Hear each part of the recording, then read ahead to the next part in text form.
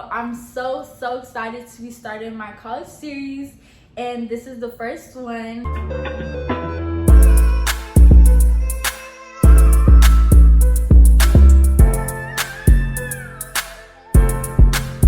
What's good, YouTube? It's your girl Melly, and I'm back at it again with another video. As y'all read by the title, today I'm going to be telling you guys how I got into USC as a first-generation college student who knew absolutely nothing about the college admission process. This is my most requested video, at least on TikTok. I was like, why not just, make a whole video about it? And my goal for this video is to give you guys all of my stats that got me into USC, as well as explain how I was able to get those stats in high school, because not having anyone there to kind of help you navigate through the college admissions process can be scary. So I want this video and this whole series to be as helpful as possible. I really want to start off this video by saying, don't let anything define you, let alone a higher education. We're all on a different path in life. We're all going in different directions, and whatever direction that you go to, that's completely fine. Whether it be going to a higher education or not, going to a trade school or not going to school at all, that's completely fine.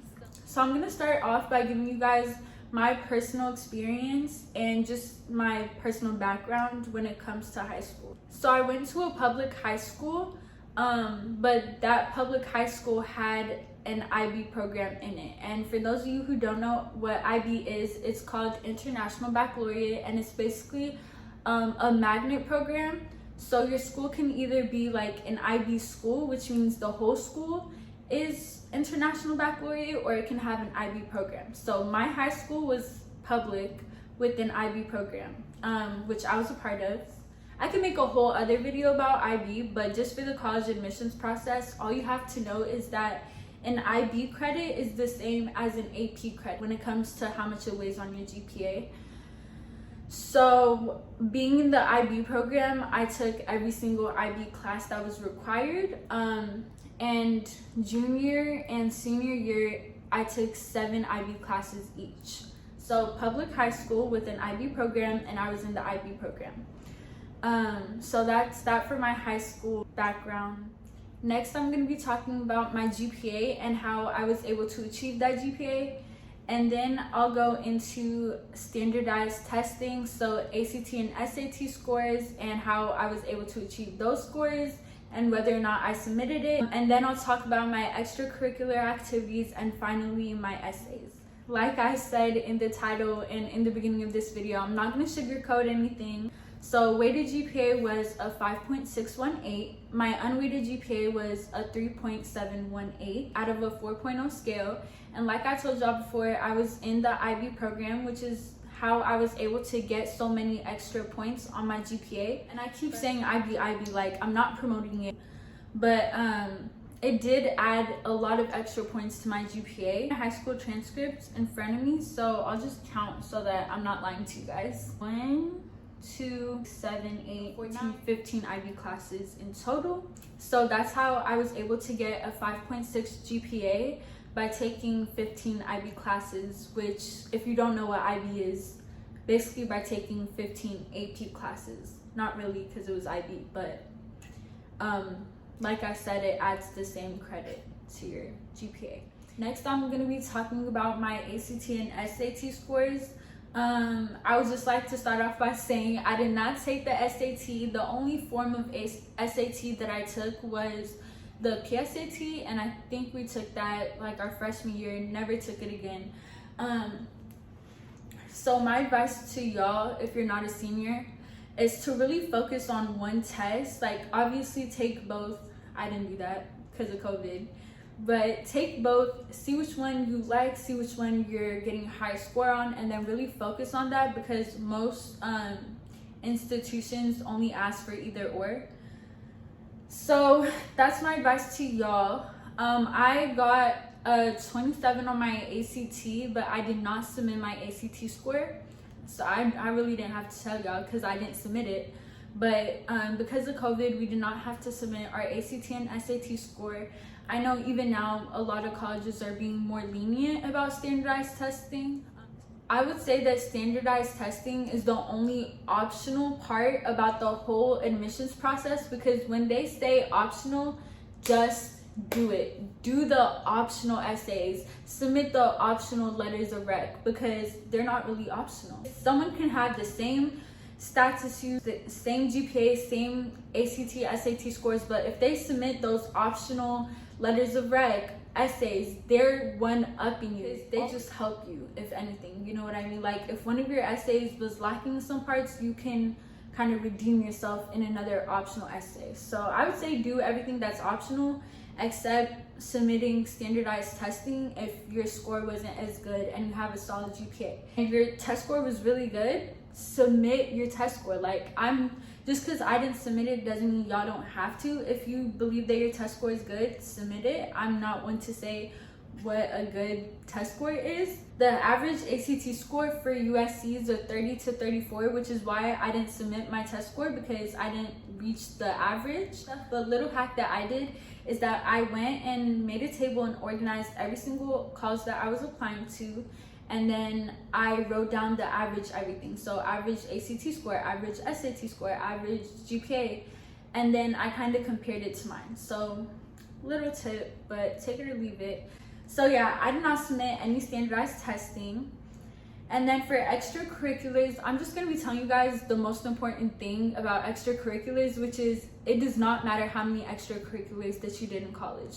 That you did in high school. College admissions officer don't look at, oh, this person did 15 extracurriculars. They were in BSU and student council and this and that and the other. Like, no, they don't care. They really don't care. It just fills up your resume. From talking to college admissions officers, which I did a lot by, and I recommend you guys do too. I went to college fairs at my local university. I was also part of this program called AVID, which introduced me to college admissions officers. I highly recommend AVID, by the way, but that's a whole different story. From talking to college admissions officers, I learned that they don't care how many organizations you were in, how many clubs you were in. They do not care. Quantity does not matter in this case. It's quality that matters. What impact did you leave on that organization? What did you do? And you don't have to be a president to have an impact. Organization or throughout your school or throughout your community. That's what colleges look at, is what impact did you have? Because if you didn't have any impact in the 30 extracurricular activities that you did, it was really for nothing. Another thing that colleges look at, in addition to the extracurriculars that you were in and what, impact that you had, was how long you were there for. Because if you were, like, for example, say I did BSU my freshman year, left, did National Honor Society sophomore year, left, did student council, left. Like, it just shows that you can't commit to an organization long enough to leave that impact. And the reason why they look if you had an impact is because they want to see who's going to have the most impact here at USC or whatever institution that you want to go to. So if you couldn't leave an impact at your high school, who's to say you're going to impact your college? It gives you an option to list about 7 to 10. I would say list the ones that you really did impact and one that you had an effect on. I'm going to pull up my extracurricular activities. So the main extracurricular activity that I participated in was actually outside of my high school. It's called the Nevada Youth Legislature, and it's not affiliated with my high school. I learned about it through my high school, but it's not affiliated with my high school. So the NYL basically gives youth a program to represent their district and actually work with legislators and senators and assemblymen and women and actually pass a law within our state that impacts youth. And it's just this amazing. We're going to present him. Thank you so much, Chair Scheibel. Good afternoon, members of the Senate Committee on Judiciary. It is highly crucial in a world where systemic racism is normalized and bias is inevitable. Any action that can be taken to reduce implicit bias and work towards a more educated group of employees will overall reduce the fear and stigma that is associated with the juvenile justice system. In my college application, I didn't just say chair of the NYL. I actually went into detail on how I impacted my district and my community. And I'll give you guys an example. I'll just read what I said, I guess. I put Nevada Youth Legislature Leadership Role Chair. And I represented approximately 42 youth in my district. I co-signed a bill concerning the increase of training to remove implicit bias in the juvenile justice system and passed Senate Bill 108. I presented the NYL bill and my testimony to the Nevada Senate and Judiciary Committee. Let's do another one where I wasn't president. We could do Black Student Union where I was solely a member, but I was a member for 4 years. So let's keep that in mind. And I said, as a member of the Black Student Union, I assisted the organization of the citywide Black Student Union Summit with over 6,000 students, and I led the decoration committee for the summit. So you want to be as specific as possible, you guys. Add those numbers. As you guys can see, I said 600 students, represented 42,000 youth in my district, co-signed a bill. Like, you want to be very, very specific on what you did in that extracurricular activity that made an impact, that had an effect on your school or your community or whatever it was. And like I said, you don't have to be president to have an impact. Okay, so I'll just list everything that I did for you guys. I was on the International Baccalaureate Council as 12th grade representative, and I mentored 2 younger students in the middle years program, and I also attended 2 nationally recognized IB meetings as a representative for my chapter. For Amnesty International, I was the secretary, and as secretary, I produced a women's rights video about abortion to be used in the Amnesty International video. So that's that on extracurricular. I was in Student Council, Black Student Union, National Honor Society, and the Nevada Youth Legislature. I listed 6 extracurricular activities that I was in. And like I was reading to you guys, you have to be very, very specific on what it is that you contributed to that extracurricular. Doing extracurricular activities just to stand out to colleges, they see right through you. You don't think all of America is doing that, like just joining a bunch to put it on their resume. Like, everyone is doing that. So college admissions officers see right through that. I was talking to admissions officers here at USC. They want to see authenticity. Like, why did you join that organization? Why does it mean so much to you? And what are you doing to make a change? Because you can apply that to college. Like I said, it's good to have a good GPA score. It's good to have good test scores. It's good to be involved with extracurriculars, but so is all of America. So what makes you stand out is really your essay. Okay, so I do have my Common App essay pulled up on my laptop here, but if I read the whole thing, this video would just be way too long. And if y'all want me to, I could do a video reading my college app essay and the supplements even.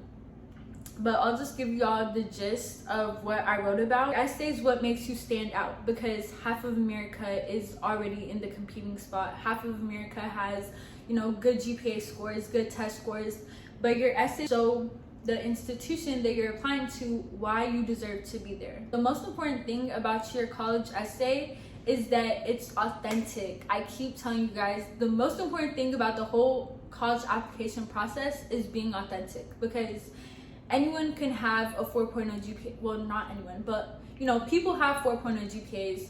People have 30s and up on their ACT score. People, you know, join a lot of extracurricular activities. People are presidents of their schools. But no one is you. No one can replicate exactly what you bring to the table. So that's really important to really emphasize the things that matter to you in your college application essay, and show who you are. Like, show you as a person, you as an individual, and not try to find ways to make colleges like you. Like, that's just not gonna work, because everyone is doing it, but no one is authentically you. Everyone is trying to find ways to woo these college admissions people, but no one can replicate you as an individual. USC is so big on USC. We are a very conceited school, I'm not gonna lie. Like, USC loves USC. I know from experience that USC is very big on school pride, but so is a lot of other college institutions. So my biggest advice to you guys when it comes to Common App or just college application essays, and what I personally did, is I tried to show them who I was by describing things that I like, and then I went on to what I'm passionate about, and then I went on to explain why I want to pursue what I'm passionate about here at USC and why that's so important to me. I didn't lie. I toured USC as a freshman in high school, and I fell in love with USC, and it's been my dream school ever since, and I conveyed that in my essay. Please do not make the mistake of putting another college's name in your Common App and just submitting it and forgetting to take the other colleges out. So for example, if you're applying to USC, please for the love of God, don't put UCLA somewhere in your essay and forget to take it out. It is completely fine to submit the same essays to different colleges. Colleges know we do that. They're completely fine with that. But do not put another college's name in an essay that you're submitting to another college. That is the end of this video. I really hope y'all enjoyed this video. I hope it was helpful to you guys. It was a very long, kind of descriptive video, but I wanted it to be as helpful as possible. And if there's anything specific that y'all want me to go like further into detail about, and I'm really excited to start this college series here on my channel. I hope you guys enjoyed this video. I hope it's helpful to you guys. Take it one day at a time. Don't stress. Use your resources. Ask your teachers to read your essays. I used to hate when people told me not to stress, because it's like, girl, what do you mean don't stress? Like, what do you mean? Don't you think if I could just tell my brain not to stress, I would? And going to a certain university doesn't make you better than anyone else. We're all getting an education at the end of the day, and that's just that. And choose whatever school you want to go to. Oh, also with that being said, please don't try to apply to college because of its prestige or its name or the rah-rah that it gets behind it. Like, no, choose a college that's good for you and stick with it. Choose a college that you personally like, not one that your parents like or that your family likes. At the end of the day, like, your college experience is very unique to you and not to anyone else. So choose the school that you want to go to and make sure your heart is in it. Saying a higher education does not define you. What institution you go to does not define you.